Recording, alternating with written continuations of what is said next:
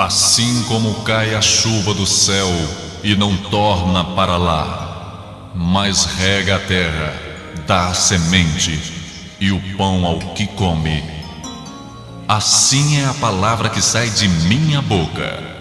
Não volta para mim vazia, mas realiza aquilo para o que foi enviada.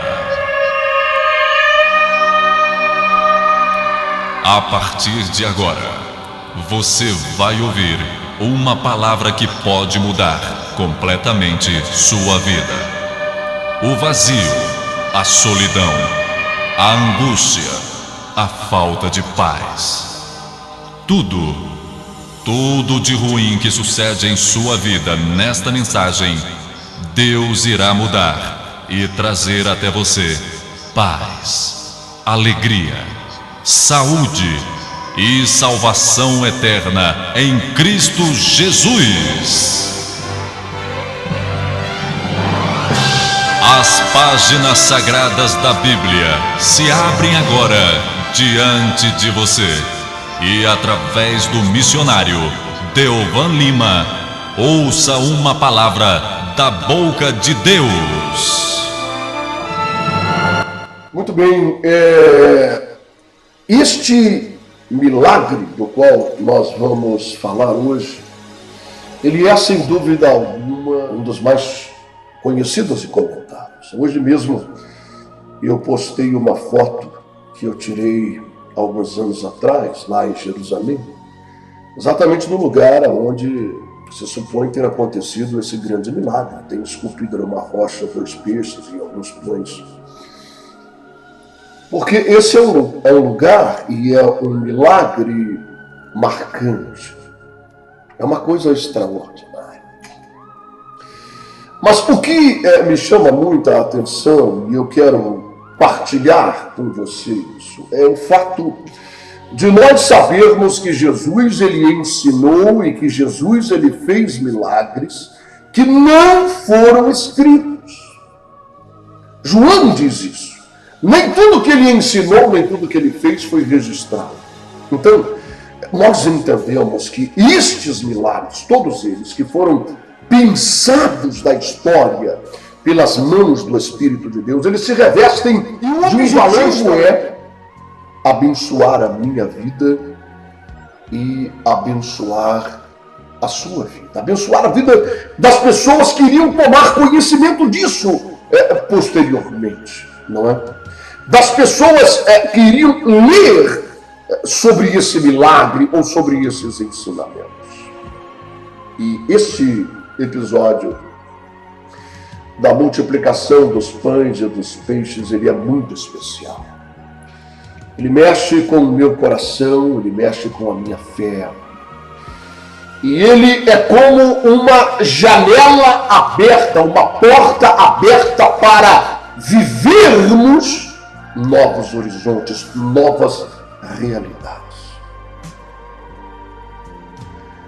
Eu quero lembrar a você que me ouve e a você que me vê em algum lugar, que Jesus estava treinando, capacitando ou discipulando, se você assim desejar, homens normais, pessoas tiradas do meio do povo, com seus problemas, com seus pecados, com as suas dúvidas, com a sua religiosidade, com as suas incertezas, e que eles foram separados por Jesus. E eles começaram a segui-lo e a ouvi-lo e a colocar em prática os seus ensinamentos. Jesus estava tirando estas pessoas de um ambiente de normalidade de raciocínio e procurando fazer com que estas pessoas, para usar as mesmas palavras do apóstolo Paulo, formassem a sua mente, a sua maneira de pensar e de raciocinar. Lembra daquilo que Paulo disse aos Romanos? Rogo-vos, pois, irmãos, que não vos conformeis com esse mundo. E a tradução literal do grego seria: não permitam que o mundo vos molde conforme os seus padrões. É como se fosse um molde que venha imprimir uma massa e fazer com que essa massa se adeque e fique no seu formato. Essa é a expressão que Paulo usa. Não permita que isso aconteça com vocês, mas transformai-vos pela renovação da vossa mente, para que possais experimentar a boa, perfeita e agradável vontade de Deus. Então, era isso que estava acontecendo. Jesus estava procurando mudar a maneira de pensar desses homens, a viver numa nova dimensão, numa dimensão na qual não existem barreiras, na qual não há nada que seja impossível, porque nós estamos lidando com o Deus que criou os céus, a terra, o cosmo, a Via Láctea, os sistemas solares que existem espalhados no universo, e todas as estrelas e tudo que existe, e tudo que os nossos olhos podem ver, e tudo que os nossos olhos, com o auxílio das lentes mais poderosas criadas pelo homem, não podem ver. Tudo foi criado por Deus. Ele é o único Criador, o Todo-Poderoso. Não há impossíveis para Ele.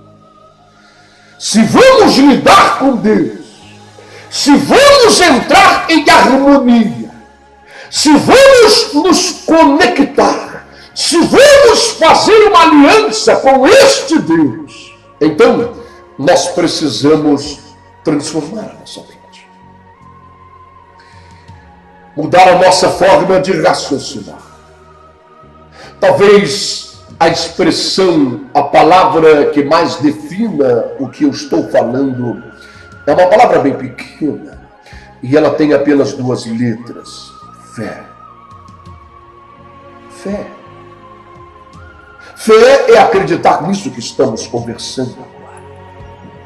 Fé é simplesmente crer que para Ele não há barreiras, não há impossíveis, que aquilo que Ele me prometeu, que aquilo que Ele prometeu a você, que aquilo que está em sua palavra, se nós agirmos de tal maneira ou de tal forma, receberemos sua promessa. Então Ele não vai falhar, não há como haver erro, não há razão para termos dúvidas, não há razão para desconfiarmos. E a fé é isso, é nós darmos os passos que Ele deseja e vermos o milagre acontecer. Porque sem fé é impossível agradar a Deus, é necessário. Deus quer ver esse voto de confiança. Observe em toda a palavra de Deus, mas eu posso citar alguns exemplos aqui, conversando com você nessa tarde. Você lembra de Josué e toda aquela história das muralhas de Jericó, lembra disso? Intransponíveis, não é? Naquele período da história não haviam aviões, helicópteros ou meios de se entrar numa cidade por cima dela. Então ela era intransponível, inexpugnável. Ninguém poderia entrar naquela cidade. A muralha era alta, a ponto de haverem casas erguidas em cima da muralha. Quer dizer, era uma coisa extraordinária. E Josué, ele era um estrategista militar, ele era um general, ele era um sujeito acostumado à guerra, que era intransponível. Que eles haviam chegado numa situação de que, aquela hora que você diz, o que eu vou fazer agora? Eu sei que é impossível. E diante desse fato, Deus manda que eles venham rodear a cidade durante 7 dias. E no último dia, 7 vezes. Para que isso? Para que eles pudessem, ao estarem rodeando aquela cidade, marchando em torno das muralhas, eles estariam olhando não para o lado oposto, ou para o céu, ou para a areia, mas estariam olhando para a muralha. Aquilo ali é uma batalha. Lá em cima da muralha estavam cheios de soldados com lanças, com flechas, aguardando só uma proximidade maior, para que eles pudessem cravejá-los com lanças e flechas. Era suicídio coletivo tentar se aproximar, não é? Colocar uma escada ou arrombar o portão, era suicídio coletivo, não havia meio para isso. E eles rodearam, e à medida em que eles rodeavam, eles iam chegando a essas conclusões. Ou seja, pela lógica humana, não é? Pelos recursos humanos, isso que nós estamos vendo é inteiramente impossível, e qualquer aproximação maior dessa muralha é suicídio coletivo, vai morrer todo mundo, não há como entrar nessa cidade. E após as 7 voltas, Deus fala com Josué. E Deus, ele diz para Josué, mande que os sacerdotes toquem a trombeta. E ordena ao povo que corra. Veja, não é caminhar, não é marchar com rio. Mande ao povo que corra em direção às muralhas, porque eu vos entrego nas mãos a cidade de Jericó. Que coisa, não é? Pense em você, em mim, em nós, junto desse exército marchando com uma lançazinha na mão e um escudozinho na outra. E você olhando para aquela muralha, aqueles soldados lá em cima, só esperando uma proximidade maior para lançar aquela chuva de flechas e de lanças e de pedras e de tudo que eles tinham nas mãos. Uma pedra naquela altura vinha como uma bala. E de repente o general dá uma ordem: gritai e corra em direção à muralha, porque o Senhor nos entrega nas mãos a Jericó. Veja como Deus exige a fé. Não há como, não há meio. Sem fé, sem confiança nele, sem acreditar nele, meu irmão, é impossível nos relacionarmos com Deus, é impossível termos essa aliança se nós não crermos no impossível, se nós não crermos no miraculoso, se nós não crermos que Ele pode fazer todas as coisas.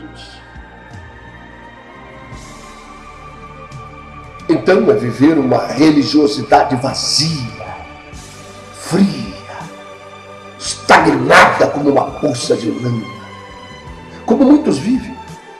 Eles têm os seus livros religiosos, suas canções religiosas, os seus trejeitos religiosos, suas vestes religiosas. Tem gente disposta a morrer pela sua religiosidade e amarrar em torno do corpo bananas de dinamite para se detonar em nome de sua religião, de sua crença. Mas veja, nada acontece. Não há o sobrenatural, a manifestação do poder de um Deus vivo e real. Na maioria das religiões e seitas, o que há de sobrenatural são manifestações diabólicas. E que qualquer pessoa com lucidez mental percebe que aquelas coisas provêm do mal e os levarão ao mal. Basta ter lucidez mental para compreender isso, porque o diabo ele também age no sobrenatural. E eles entraram em Jericó e venceram a batalha e conquistaram a cidade, mas a muralha só caiu quando eles correram em direção a ela. Se eles não corressem em direção a ela, a muralha não iria desabar. E sabe, meu irmão e minha irmã, é isso que Deus tem falado comigo, é nesta hora que Ele separa os homens dos meninos. É nessa hora que Ele separa aquelas pessoas que confiam nele e não confiam, porque talvez algum soldado dissesse: olha, José, não leva mal não, mas eu não dou para isso, meu irmão. Toma aqui a minha armadura, toma o meu capacete, toma o meu escudo, a minha lança, eu vou voltar para trás. Isso é suicídio coletivo, meu irmão, não entro nessa não.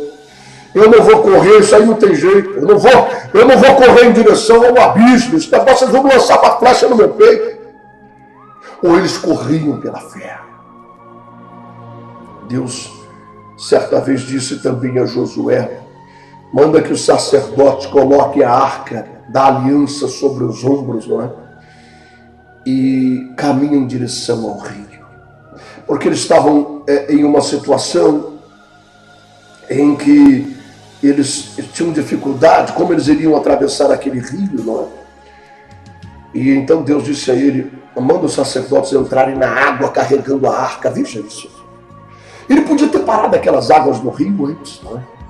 Diz a Bíblia que ele colocou a sua mão e as águas no rio começaram a volumar, não é? Como se a mão dele estivesse ali, um paredão, não é?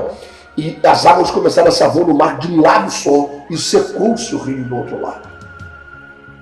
Agora, por que ele não fez isso antes? Não é? Por que ele disse a Josué: manda primeiro os sacerdotes colocar a arca da aliança, os varais, não é? Carregando a arca, cada um do seu lado, e eles vão entrar dentro do rio. Eu quero que todo mundo veja isso. Quando eles pisarem dentro do rio, eu paro as águas. E nós poderíamos passar aqui a tarde toda citando exemplos atrás de exemplos de uma característica da personalidade de Deus, que é, primeiro, ele quer ver o nosso agir, a demonstração de nossa confiança, de nossa fé. Por isso que a Bíblia diz: dai e ser-vos-á dado, em boa medida, recalcada, sacudida, transbordará no regaço. Mas tem pessoas que querem primeiro receber em boa medida, recalcada, sacudida, transbordada, aí ele vai dar. Não é assim. Não é dessa forma. Uma vez uma irmã pediu: missionário, ore por mim, eu tenho uma causa, um problema, e olha, assim que eu receber essa grande vitória, eu vou lhe ajudar, eu vou dar. Eu disse: eu não vou orar contra a Bíblia, meu irmão.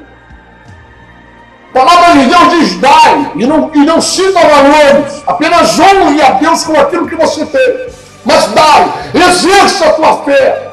Lembre-se daquela viúva pobre de Serepta e Sidom, que só tinha um pingo de farinha e um pingo de azeite.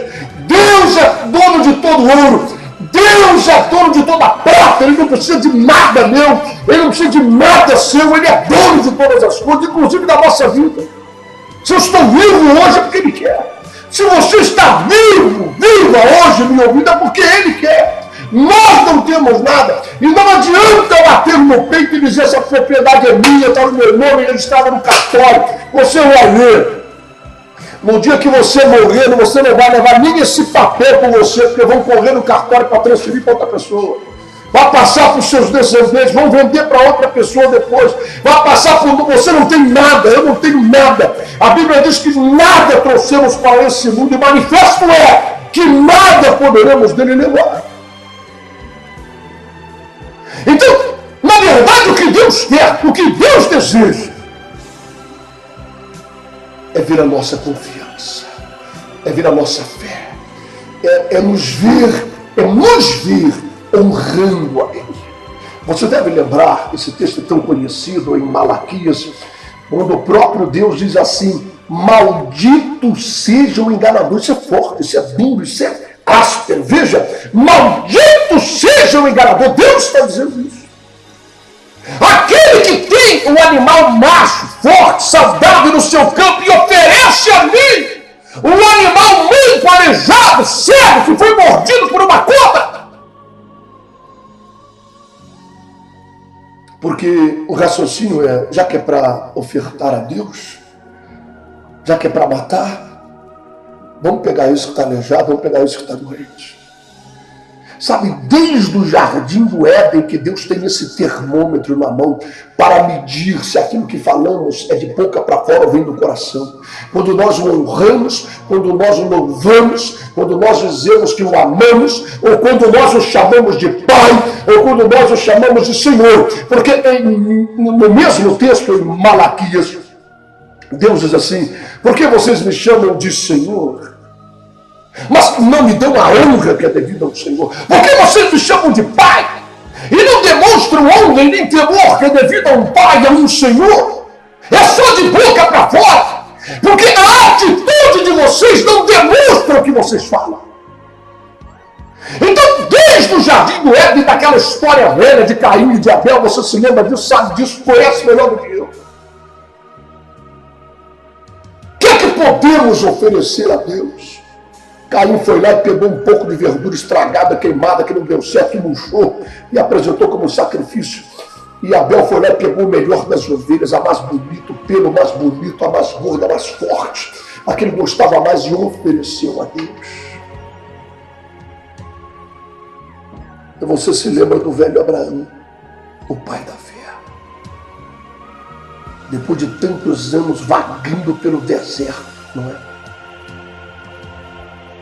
Na expectativa do cumprimento da promessa do Deus Todo-Poderoso, ele largou tudo para seguir. Saiu do meio da sua parentela, da sua terra, da sua família, e foi para a terra que Deus iria mostrar. Ele seria pai de uma numerosa nação e nada de filho. Você conhece a história. Para resumir, depois que nasceu Isaac, e o garoto começou a crescer, um adolescente no acampamento, ele empolgado com aquilo, investindo tudo na vida do filho, treinando ele no arco, na flecha, ensinando as coisas de Deus. De repente Deus fala com ele na tenda, Abraão, e ele diz, eis-me aqui. Pega o teu filho, o teu único filho, aquele que tu ama, e oferece um sacrifício ali no monte que eu te mostrarei. Então, meu irmão, a gente observa isso de forma clara. A gente vê, poderíamos, como eu já disse agora há pouco, passar a tarde inteira lembrando de tantos exemplos que mostram que Deus, Ele deseja ver a nossa fé. A manifestação, a exteriorização da nossa fé. É quando nós lemos a história da multiplicação dos pães e dos peixes, isso se torna mais uma vez evidente. Quando Jesus começa a treinar e a ensinar e a discipular esses homens rudes, pescadores, cobradores de impostos, gente do povo, e ele os está capacitando a viver em uma nova dimensão. Eles iriam ser seus representantes neste mundo, e eles precisavam entender e compreender bem as coisas. E certa vez ele estava em uma grande planície, uma multidão de aproximadamente 20 mil, 15 mil, 20 mil pessoas. Elas estavam ali naquele lugar e não iam embora. Crianças começando a chorar, e uma situação constrangedora começou a gerar-se no meio daquela multidão, porque as crianças estavam pedindo comida e pedindo água, e eles tinham fome e estavam num lugar afastado da cidade. Mas eles não queriam arredar os pés de lá, porque Jesus estava ali, a fonte de milagre, aquele que transforma a vida, que transforma a maldição em bênção, que cura os enfermos, que sara as feridas, que perdoa os pecados. Ninguém queria arredar os pés dali.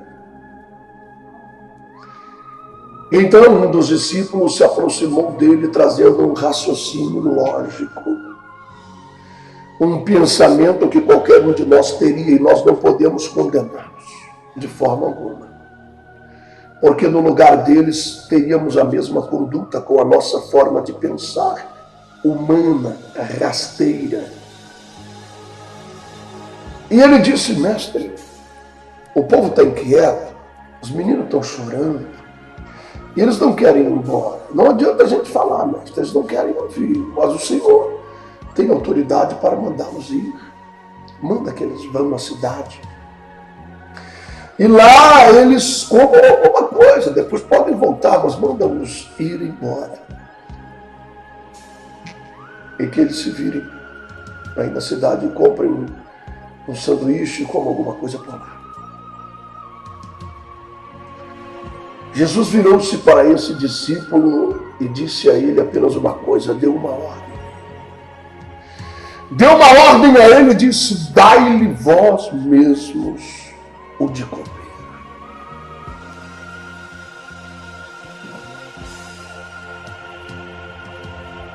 Agora, meu irmão e minha irmã, pare para pensar um pouco nessa ordem de Jesus.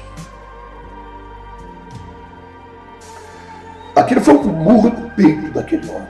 Ele ficou impactado, ele chamou os outros apóstolos e disse: olha, eu fui lá falar com o mestre e ele disse que a responsabilidade é nossa.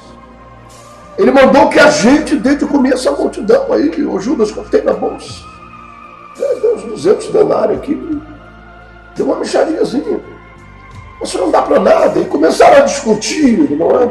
E começaram a conversar, e disseram: quem sabe, se a gente falar com o seu Manel da padaria lá em Jerusalém, ele consegue lá, ele pendura lá uma conta pra gente, a gente traz um monte de pão, mas acho que ele não deve ter tanto pão, pega vamos fazer, talvez no mercado, ou vamos ao banco pedir um empréstimo, um financiamento. Como nós vamos resolver? Porque Jesus nos deu uma ordem. Não é? E enquanto eles estavam nessa reunião eclesiástica, não é? Chega um garoto. Chegou um menino trazendo o seu lanchinho. Não é? Ele trazia 5 pães e 2 peixinhos. Era o lanche do garoto.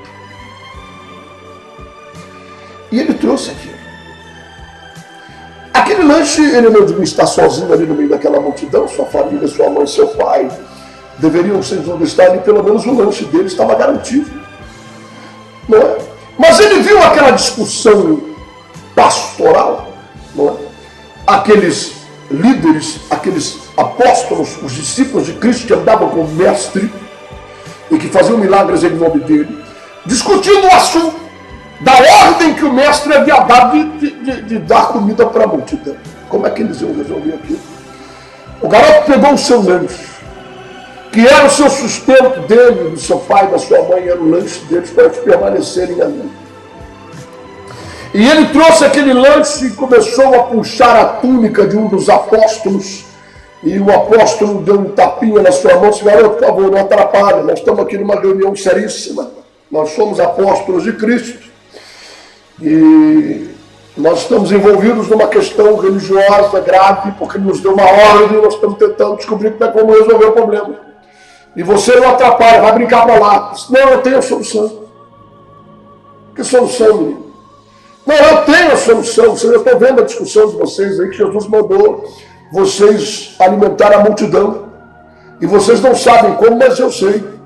Está aqui o meu lanchinho. Leva o meu lanchinho para Jesus, porque o milagre vai acontecer. Eu creio no impossível. Eu creio que ele é o Filho de Deus. Leva isso aqui para ele, é só o que ele quer, um gesto de fé. Leva para ele e o milagre acontece. Ah, meu irmão. Você acha que esse apóstolo acreditou no garoto? Claro que não. Mas ele levou o garoto, porque ele não tinha solução. Qual é a resposta que ele ia levar para o mestre? Ele levou o garoto consigo para ficar. Vamos até o mestre. Já que a gente não tem nada para apresentar a ele, vem comigo. Chegaram lá e disse: mestre, olha, o senhor nos mandou alimentar essa multidão, o choro está aumentando, a agonia está aumentando, o povo andando para lá e para cá. E, olha, mestre, 200 denários não dão para nada, a gente não tem condição, não podemos fazer um empréstimo no banco, não dá tempo, até resolver toda a papelada, isso vai dar, o povo vai morrer de fome. Então, a gente está... Agora tem aqui esse garoto. Esse garoto, ele veio me procurar. E ele trouxe o seu lanche, esses pãezinhos, esses peixes. Mas o que é isso? Acrescentou o apóstolo de Cristo. Mas o que é isto para uma tão grande multidão? E Jesus disse: me entregue o lanche dele. E o discípulo arregalou os olhos. Ele pensou que Jesus fosse acompanhar o seu raciocínio e ridicularizar o garoto e a sua intenção, mas Jesus pegou os pães e os peixes e os levantou e os ergueu ao céu e deu graças a Deus por eles. E chamou os apóstolos e partiu aqueles mesmos pães e aqueles mesmos peixes e entregou esses pães e esses peixes nas mãos dos seus discípulos. Veja, não aconteceu como você vê em alguns filmes produzidos em Hollywood. Ou seja, ele não levantou aqueles pãezinhos, aqueles peixinhos, deu graça e depois baixou um cesto cheio de pães e cheio de peixes. Não foi assim que aconteceu. Mas ele deu graças e ele pegou os mesmos pães e os mesmos peixes e entregou-o na mão dos discípulos. E os virou para a multidão e disse: agora mande que ele se assente de 50 em 50, de 100 em 100 e distribua a refeição. Ou seja, os discípulos se viram com um pedaço de pão e um pedaço de peixe nas mãos para ir em direção a uma multidão e alimentá-los. Estamos falando de 15 mil pessoas aproximadamente. Estamos falando de em torno de 20 mil pessoas, famintas e crianças chorando. E na mão deles tinha um pedaço de pão e um pedaço de peixe. Quer dizer, ao invés de Jesus criticar, zombar e escarnecer da atitude do garoto, ele pegou o pão e deu graça. E disse: está solucionado, está resolvido o problema. A questão que vocês não encontraram uma solução foi resolvida por esse menino. E talvez seja por isso que Jesus, certa vez, ele disse: se vocês não se tornarem como um garoto assim, de maneira alguma entrarão no reino dos céus. Meu irmão, essa questão de fé, essa questão de confiança, essa questão de nos relacionarmos com Deus e compreendermos quem Ele é, o que Ele quer, o que Ele deseja, isso é sério demais. Isso é sério. Uma coisa é religião, uma coisa é livro sagrado, uma coisa é veste sagrado, uma coisa são condutas sagradas, uma coisa é religiosidade vazia, e outra é ser filho de Deus. É ter uma aliança com o Criador do universo. Aqueles discípulos tinham duas atitudes a tomar. Virados para uma multidão faminta e crianças chorando com um pedacinho de pão, um pedacinho de peixe, eles poderiam largar aquilo no chão e dizer: mestre, não, mas eu estou fora. Eu não dou para isso não, mestre. Essa multidão vai bater em mim. Eu não tenho condição. Vou voltar para a minha pesca, vou voltar para o meu trabalho. Eu não tenho condição. Isso aqui não é racional. Isso aqui não é racional. Como é que eu vou sustentar uma multidão? Levando um pedacinho de pão e um pedacinho de peixe. Ou eles aprenderiam a lição do garoto e entenderiam que para Deus não é impossível e que um milagre seria gerado na mão deles a partir do momento em que eles exercessem a sua fé e fossem ao encontro daquela multidão com aquele pedacinho de pão e de peixe. E sabe de uma coisa? Eles fizeram isso. E a multidão, à medida que pegava o pão, o peixe, se multiplicava na mão deles, o pão e o peixe, o pão e o peixe, o pão e o peixe, e de maneira que todos comeram e se fartaram até não aguentar mais tanto comer, e ainda sobrou 12 cestos cheios, um cesto para cada apóstolo, de pão e de peixe. Meu Deus! Talvez seja por isso que o Senhor disse: dai, e o garoto deu. E ser-vos-á dado em boa medida, recalcada, sacudida, transbordará. Sem fé, verdadeiramente é impossível, meu irmão. Sem fé, verdadeiramente é impossível, minha irmã, agradarmos a Deus. Você quer ver milagres acontecerem em sua vida? Exerça a fé. Confie nele. Leia o que diz em sua palavra e acredite que isso é verdade. Não se envolva. Não se deixe levar ou seduzir pelo canto da sereia, pela palavra mutilada de falsos profetas, mas leia a Bíblia Sagrada. Acredite, confie, transforme a sua mente e você verá o milagre acontecer em sua